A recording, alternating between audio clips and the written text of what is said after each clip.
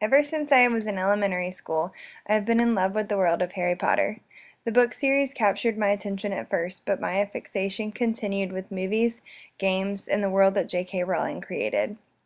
When the real world got too tough, it was a relief to escape there through either the literary or virtual world. The current moment of media change is reaffirming the right of everyday people to actively contribute to their culture, whether it is through fan fiction or visits to theme parks that embody the landscape and the culture of the world created. People want to interact with the fictional setting. However, some people do not believe that this is healthy. Such people include evangelist Phil Arms. He says that these books are being read in the same way that the Bible should be read. He believes that such adoration to the Harry Potter novels will result in an occult following and worship to dark magic. He is actually concerned that the demon forces are being summoned do not necessarily realize that we are only pretending. Unfortunately, Phil Arms is not alone.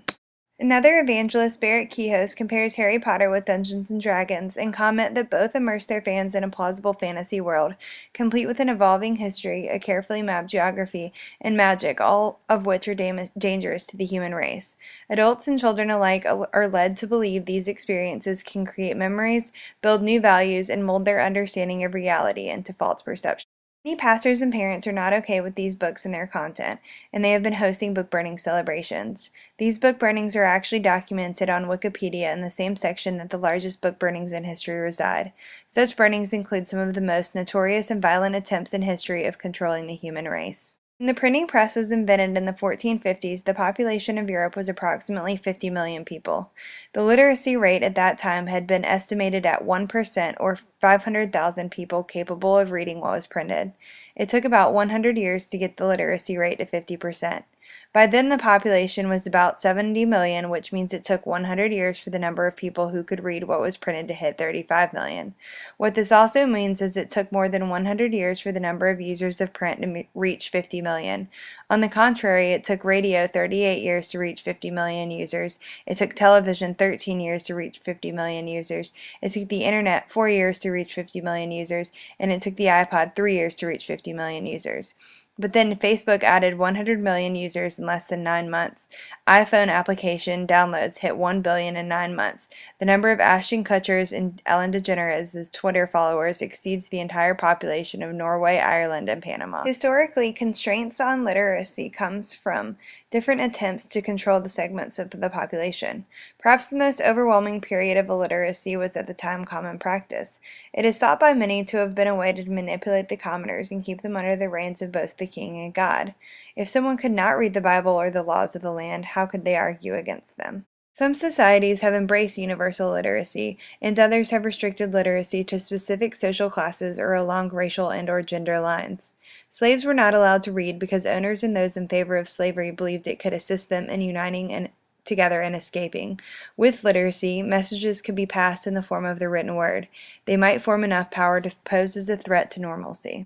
Similarly, literacy was not as important to women as to men. Historically, the average age women attended school was severely less than the average age men did.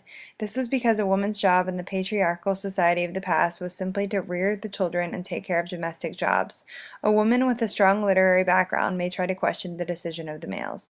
This was also evident in Nazi Germany. Hitler and his followers held many book burnings that attempted to present philosophies and schools of thought different than those of the Nazi approach. Books were also a way for people to protest against the government and present a threat to the Third Reich. Mostly these were books written by classical liberal, anarchists, socialists, pacifists, communists, and Jewish authors whose writings were viewed as subversive or whose ideologies undermined the National Socialist administration. Basically, book burnings are an outward demonstration against democracy. The First Amendment in the Constitution ensures the freedom of the press and the ability to say and write whatever one desires. If someone comes up with a fictional teenage wizard attempting to find his or her way in a magical world, it is his or her right to write about it. The attempt to suffocate such thoughts through book burnings is in essence the attempt to suffocate one's imagination. These critics involved in such heinous activity are concerned about the immersive and expansive nature on the imaginary worlds being constructed in contemporary media franchises. The question is, what are these people so very afraid of? Do they not have enough faith in their own religion that they actually believe teenage kids with homemade t-shirts and wooden sticks pose some sort of a threat to the church and the pillars of Christianity? Let's look at another man of the literary world, C.S. Lewis, who clearly embodies both the roles of author and Christian apologist. Although Lewis struggled initially with his faith, he slowly re-embraced Christianity, influenced by arguments with his Oxford colleague and friend J.R.R. Tolkien, whom is most clearly known for his Lord of the Rings trilogy. Both authors served on the English faculty at Oxford University, and both were active in the informal Oxford literary group known as the Inklings. In addition to this, both created fantasy worlds with imaginary characters and settings.